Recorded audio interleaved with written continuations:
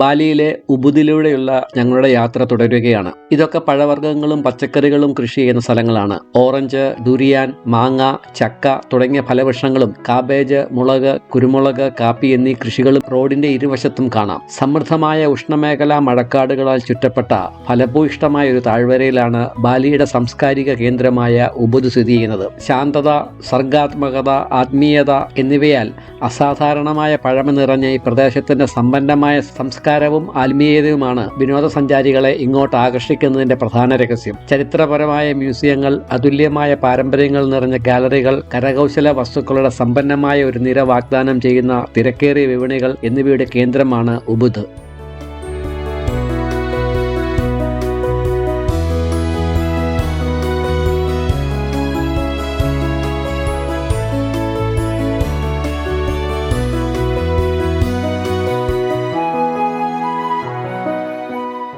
ഞങ്ങളിപ്പോൾ ഉബുദ് കൊട്ടാരം സ്ഥിതി ചെയ്യുന്ന തിരക്കേറിയ ഉബുദ് നഗരത്തിന്റെ ഹൃദയഭാഗത്താണ്. പുരി സരൻ അഗുങ് എന്നറിയപ്പെടുന്ന ഈ കൊട്ടാരം ചരിത്രവും പാരമ്പര്യവും നിറഞ്ഞതാണ്. 19-ാം നൂറ്റാണ്ടിന്റെ അവസാനം മുതൽ രാജ്യത്തിന്റെ വിജയചരിത്രത്തിന് സാക്ഷ്യം വഹിക്കുന്ന ഈ എളിയ കൊട്ടാരം ഉബുദിലെ രാജകുടുംബത്തിന്റെ വസതിയാണ്. ഇന്ന് ഇതൊരു പ്രധാന ചരിത്ര അടയാളമായും ഒരു മ്യൂസിയമായും പരമ്പരാഗത ബാലിനീസ് കലകളുടെയും കരകൗശല വസ്തുക്കളുടെയും കേന്ദ്രബിന്ദുവായും പ്രവർത്തിക്കുന്നു.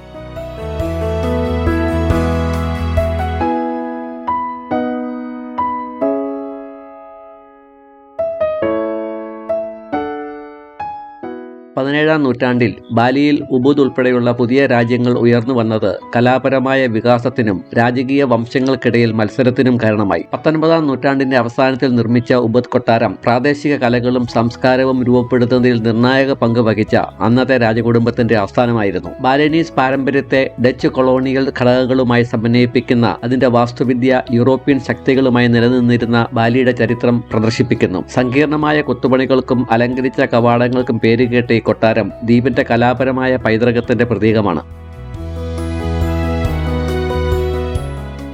കൊട്ടാര വളപ്പിനുള്ളിൽ സന്ദർശകർക്ക് അതിശയിപ്പിക്കുന്ന വാസ്തുവിദ്യാ മൂല്യമുള്ള ഘടനകൾ കാണാം. പരമ്പരാഗത ബാലിനീസ് സംസ്കാരം ഉൾക്കൊണ്ടുകൊണ്ട് പ്രമുഖ പ്രാദേശിക കലാകാരന്മാർ നിർമ്മിച്ച കല്ലിലുള്ള കൊത്തുപണികൾ ചുവരുകളും വാതിലുകളും കൊണ്ട് അലങ്കരിക്കുന്നു. കൊട്ടാരത്തിൽ തണലും ധ്യാനത്തിനുള്ള ശാന്തമായ സ്ഥലവും വാഗ്ദാനം ചെയ്യുന്ന ഒരു ഓഡിറ്റോറിയവും ഗംഭീരമായ ഒരു ആൽമരവുമുണ്ട്.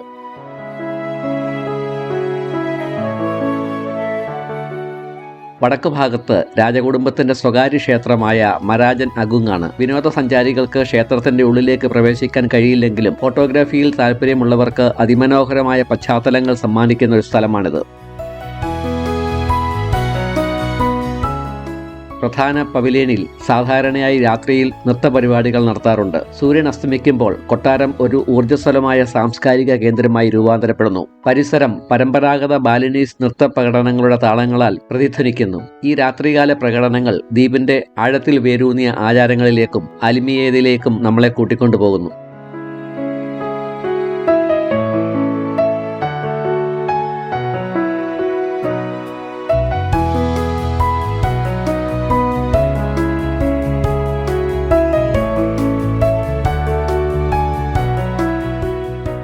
മൗണ്ട് ബത്തൂരിന്റെയും തടാകത്തിന്റെയും വ്യൂ പോയിന്റിലുള്ള ഹോട്ടലിൽ നിന്നായിരുന്നു ഞങ്ങളുടെ ഉച്ചഭക്ഷണം. ബാലി ദ്വീപിലെ അഗുങ് പർവ്വതത്തിന് വടക്ക് പടിഞ്ഞാറ് സ്ഥിതി ചെയ്യുന്ന ഒരു സജീവ അഗ്നിപർവ്വതമാണ് ബത്തൂർ. കാലക്രമേണ ലാവാ പ്രവാഹങ്ങളും അഗ്നിപർവ്വത ചാരപാളികളും അടിഞ്ഞുകൂടി രൂപപ്പെട്ട സ്ട്രാറ്റോ വൾക്കനയാണ് മൗണ്ട് ബത്തൂർ. ഇന്തോനേഷ്യയിലെ ഏറ്റവും സജീവമായ അഗ്നിപർവ്വതങ്ങളിൽ ഒന്നാണിത്. പർവ്വതത്തിന്റെ തെക്ക് കിഴക്ക് ഭാഗത്താണ് ബാത്തൂർ തടാകം. ഇവിടുത്തെ ആദ്യത്തെ വലിയ സ്ഫോടനം നടന്നത് ഏകദേശം 29,300 വർഷങ്ങൾക്ക് മുമ്പാണ് എന്നാണ് പറയപ്പെടുന്നത്. ആദ്യമായി രേഖപ്പെടുത്തിയ സ്ഫോടനം 1804-ലായിരുന്നു. ഏറ്റവും പുതിയത് 2000-ലും. കാൽഡറ എന്ന് വിളിക്കുന്ന ഒരു തകർന്ന മുകൾ ഭാഗം ഈ അഗ്നിപർവ്വതത്തിന്റെ സവിശേഷതയാണ്.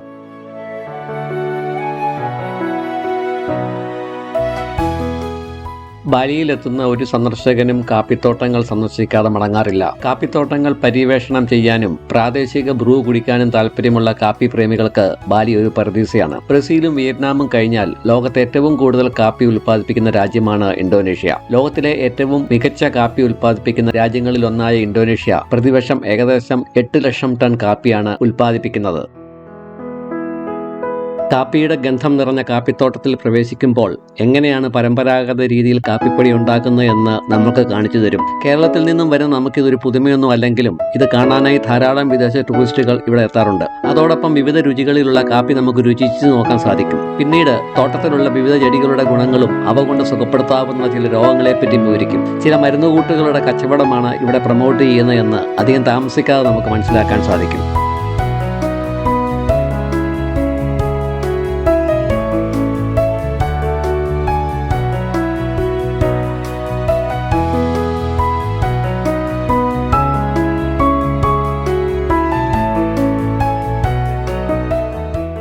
വർഷങ്ങൾക്ക് മുമ്പ് ആഫ്രിക്കയിൽ നിന്ന് ഡച്ചുകാരാണ് ഇന്തോനേഷ്യയിലേക്ക് കാപ്പി കൊണ്ടുവന്നത്. ലോകമെമ്പാടുമുള്ള ആളുകൾ ഇഷ്ടപ്പെടുന്ന 8 തരം കാപ്പി ഇന്തോനേഷ്യയിൽ ഉൽപ്പാദിപ്പിക്കുന്നുണ്ട്. അതിലേറ്റവും വിശേഷപ്പെട്ട ഇനമാണ് ലുവാക് കോഫി. ലോകമെമ്പാടും വിൽക്കുന്ന ഏറ്റവും ചിലവേറിയതും വിചിത്രവുമായ കോഫികളിൽ ഒന്നാണിത്. മരപ്പെട്ടി, വിരുക് തുടങ്ങിയവയുടെ ഗണത്തിൽപ്പെട്ട സിവറ്റ് പൂച്ചകൾ തിന്നുകയും പിന്നീട് വിസർജിക്കുകയും ചെയ്യുന്ന കാപ്പിക്കുരു കൊണ്ടാണ് കോപ്പി ലുവാക് ഉണ്ടാക്കുന്നത്. അവയുടെ ദഹന വ്യവസ്ഥ കാപ്പിക്കുരുവിനെ ദഹിപ്പിക്കാത്തത് കൊണ്ടാണ് ഇവ വിസർജിക്കപ്പെടുന്നത്. എന്നാൽ ഈ പ്രക്രിയയിൽ നിന്ന് ലഭിക്കുന്ന അസിഡിറ്റി നീക്കം ചെയ്ത കുറഞ്ഞ തോതിൽ കഫെയിൻ അടങ്ങിയ സ്മൂത്ത് ആയിട്ടുള്ള കാപ്പിപ്പൊടിയാണ് ഇതിനെ ലോകോത്തരമാക്കുന്നത്. നിരവധി പ്രോസസ്സിങ്ങിലൂടെ കടന്നുപോയതിനു ശേഷമാണ് ഈ കാപ്പിപ്പൊടി ലഭിക്കുന്നത്. അതാണ് ഇതിനെ ഏറ്റവും വില കൂടിയതാക്കുന്നതും.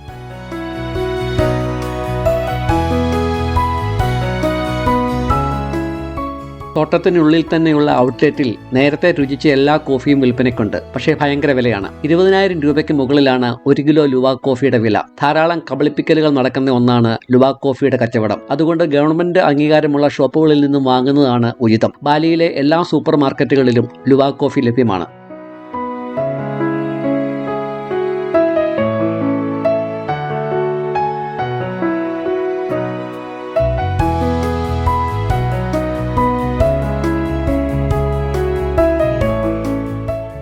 ഉബുദിലെ മറ്റൊരു പ്രശസ്തമായ ആകർഷണം മലമുകളിൽ തട്ടുകളായി കൃഷി ചെയ്യുന്ന നെൽപ്പാടങ്ങളാണ്. ഇവിടെയുള്ള തെഗലാലങ് റൈസ് ടെറസ് ലോകമെമ്പാടുമുള്ള വിനോദസഞ്ചാരികളെ ആകർഷിക്കുന്ന അതിശയകരമായ പ്രകൃതി സൗന്ദര്യത്തിന് പേരുകേട്ടതാണ്. പരമ്പരാഗത ബാലിനീസ് ജലസേചന സംവിധാനത്തോടുകൂടി മലഞ്ചെരുവിൽ നിർമ്മിച്ചിട്ടുള്ള സങ്കീർണവും പച്ചപ്പ് നിറഞ്ഞതുമായ ഈ ടെറസുകൾ മനുഷ്യരും പ്രകൃതിയും തമ്മിലുള്ള യോജിപ്പിന്റെ ബന്ധം ഉൾക്കൊള്ളുന്നു. കാലാവസ്ഥയ്ക്ക് അനുസരിച്ച് നിറം മാറുന്ന മനോഹരമായ ഭൂപ്രകൃതി ഫോട്ടോഗ്രഫിക്കും വിശ്രമത്തിനും അനുയോജ്യമായ മനോഹരമായ കാഴ്ചകൾ പ്രദാനം ചെയ്യുന്നു. ഉബുദിലെ പച്ചക്കുന്നുകളിലെ മനോഹരമായ ഈ മട്ടുപ്പാവുകൾ മനുഷ്യന്റെ ചാതുര്യത്തിനും ലളിതമായ സൗന്ദര്യത്തിനും ഉദാഹരണമാണ്. ഒരു ലേയേർഡ് ഗ്രീൻ കേക്ക് പോലെ തോന്നിക്കുന്ന തെഗലാലാങ് റൈസ് ടെറസ് യുനെസ്കോയുടെ ലോക പൈതൃക സെറ്റായി പ്രഖ്യാപിച്ചത് മുതൽ അന്താരാഷ്ട്ര യാത്രക്കാർക്കിടയിൽ കൂടുതൽ പ്രചാരം നേടിയിട്ടുണ്ട്.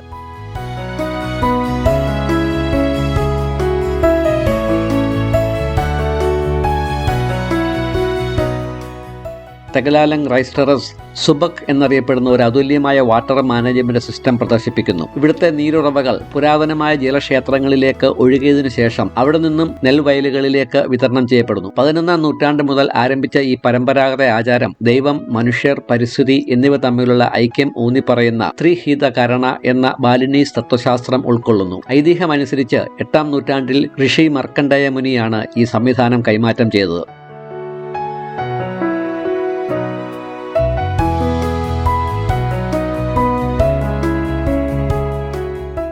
ഉബുദിലെ ഒരു പ്രശസ്തമായ വിനോദസഞ്ചാര ആക്ടിവിറ്റിയാണ് ഊഞ്ഞാലാട്ടം. ബാലിയിൽ, പ്രത്യേകിച്ച് ഉബുദിൽ ധാരാളം ഊഞ്ഞാലാട്ട കേന്ദ്രങ്ങളുണ്ട്. എന്നിരുന്നാലും ഇവിടെയുള്ള നെൽവയലുകളുടെ പ്രവേശന കവാടത്തിൽ സ്ഥിതി ചെയ്യുന്ന ലവ് ബാലി എന്ന ചിഹ്നമുള്ള ഊഞ്ഞാൽ അവിസ്മരണീയമായ ഒരു അനുഭവം നൽകുന്ന ഒന്നാണ്.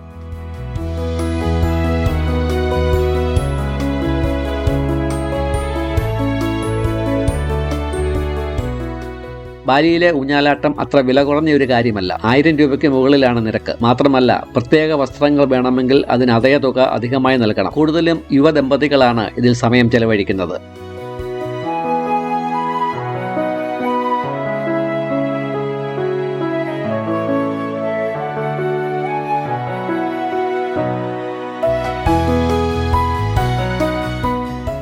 ഉലുവാറ്റു എന്ന സ്ഥലത്തേക്കാണ് നാളത്തെ എൻ്റെ യാത്ര. ദുരാത്മാക്കളിൽ നിന്ന് ദ്വീപിനെ സംരക്ഷിക്കുമെന്ന് വിശ്വസിക്കപ്പെടുന്ന ബാലിയിലെ 6 പ്രധാന ക്ഷേത്രങ്ങളിലൊന്നായ പുര ലഹൂർ ഉലുവാറ്റു എന്ന കടൽ ക്ഷേത്രത്തിന് പ്രസിദ്ധമാണ് ആ സ്ഥലം. ബാലിയിലെ വ്യത്യസ്ത കാഴ്ചകൾക്കായി കാത്തിരിക്കുക.